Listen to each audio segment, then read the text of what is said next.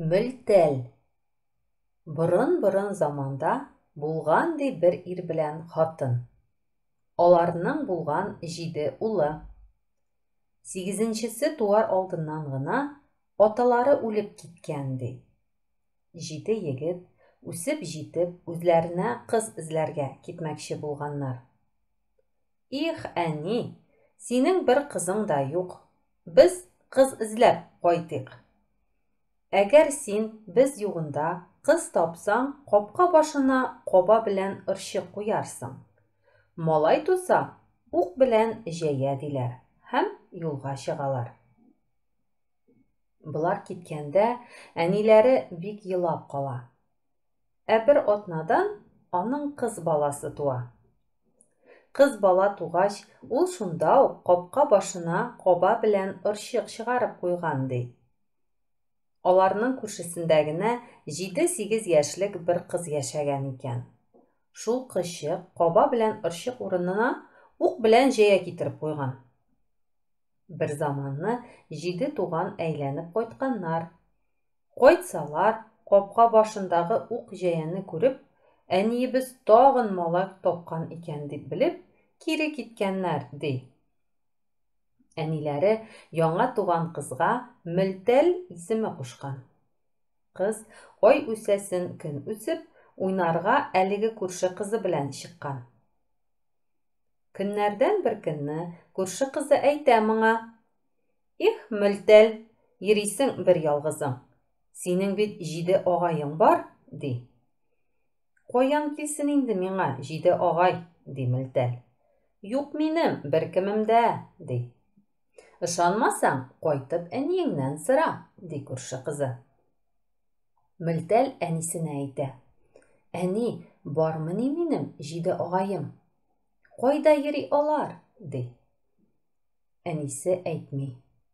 Шуннан Мөлтәл тагын күрше кыз янына керә. "Юк минем беркемем дә, мин ялгыз", ди. "Алайса, син әниеңнән бодай куырт. Шуны кызган килеш күкрәгенә бассаң, әйтер", ди теге кыз. Мөлтәл өенә йөгереп кайта да: "Әни, ашыйсым килә, бодай куырып бир әле", ди. Әнисенә нәрсә? Куыра да бирә. "Юк, ашамыйм", дип кирләнә Мөлтәл. "Имәсем килә", ди. Әнисе аны кочагына алып имезә башлый. Мөлтәл шул вакыт аның күкрәгенә кызган бодай белән баса. "Бармы минем 7 агайым?" дип аптырата. Әнисе бусында бар дип әйтә. Мөлтәл яңадан күрше кызы янына кереп китә. "Бар икән минем 7 агайым", ди. "Алай булгач", ди дусты, "син әниеңнән җил арба ясат. Эт, песи, әтәч алдыр, 7 агайыңны эзләргә китәрбез", ди. Бик сорагач, әнисе җил арба ясап бирә. Эт, песи, әтәч сатып ала. Мөлтәл белән күрше кызы җил арбага утырып, җырлый-җырлый китәләр. Җил арбам, 7 агайга җитәек, 7сен дә күрәек. Өр этем, бүре килгән сизәек. Мыраула песи, мыраула, тычкан килгән сизәек. Кычкыр әтәчем, кычкыр, таң аткан сизәек. Шулай баралар болар. Арба йөгерә, эт өрә, песи мыраулый, әтәч кычкыра. Бара торгач, бер күл янына җитәләр. "Әйдә, су керәбез", ди күрше кызы. "Юк, мин кермим", ди Мөлтәл. "Мин болай да таза", ди. Тагын торып китәләр. Тагын җырлыйлар. Җил арбам, 7 агайга җитәек, 7сен дә күрәек. Өр этем, бүре килгән сизәек. Мыраула песи, мыраула, тычкан килгән сизәек. Кычкыр әтәчем, кычкыр, таң аткан сизәек. Шулай тагын бер күлгә җитәләр. Иптәш кызы тагын су керергә димли. Мөлтәл бу юлы риза була. Аннан күрше кыз әйтә: "Әйдә, чумабыз. Кайсыбыз су астында озаграк торыр икән", ди. Мөлтәл ничек тә озаграк торырга тырыша. Ул арада күрше кызы тиз генә судан чыга да, Мөлтәл киемнәрен киенеп, арбаға утырып китеп бармакчы була. Җырлый. Җил арбам, җиде агайга җитәек, җидесендә күрәек. Өр этем, бүре килгән, сизәек. Мыраула песи, мыраула, тышкан килгән, сизәек. Кышкыр әтәшем, кышкыр, таң аткан, сизәек. Тик җил арба урыныннан кузгалмый. Эт өреми, песи мырауламый, әтәш кышкырмый. Мөлтәл йылый, күрше кызы киемнәрен киенә дә арбага менеп утыра.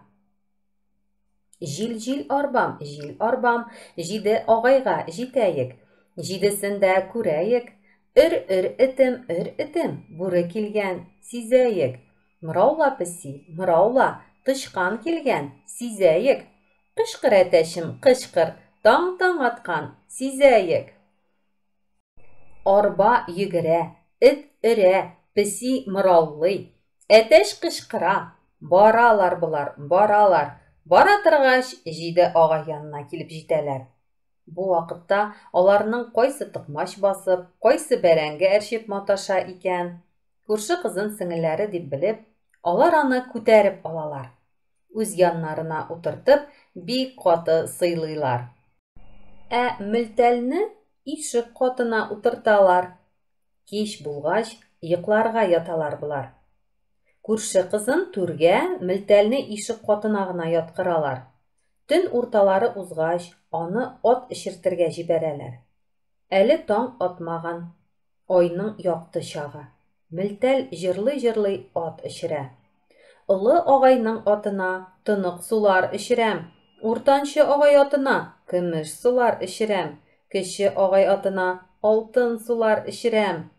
Аннары айга карап, «И айкаем, күрдеңме бәнем әнкәем?» дип җырлый. Ай аңа әйтә, «Күрдем сәнең әнкәңне, аяклы, келәт алдында, ачкычлары кулында, эчәдер дә кичәдер, мөлтәл диеп йылыйдыр». Бер агасы моны чыгып тыңлап торган була. Ул кереп туганнарын уята да, «Әйдәгез әле, чыгыгыз, күл буенда кемдер бик моңаеп җырлый» ди. Шуннан чыгып тыңлап торалар. Олы агайның атына тынык сулар эчерәм. Уртанчы агай атына көмеш сулар эчерәм. Кече агай атына алтын сулар эчерәм. И айкаем, күрдеңме бәнем әнкәем? Ай бу юлы да, «Күрдем сәнең әнкәңне, аяклы келәт алдында, ачкычлары кулында, эчәдер дә кичәдер, мөлтәл диеп йылыйдыр» ди. Җиде агайның җидесе дә мөлтәлдән, «Нигә болай моңланасың?» дип сорыйлар. Мөлтәл үкси барысын да сөйләп бирә.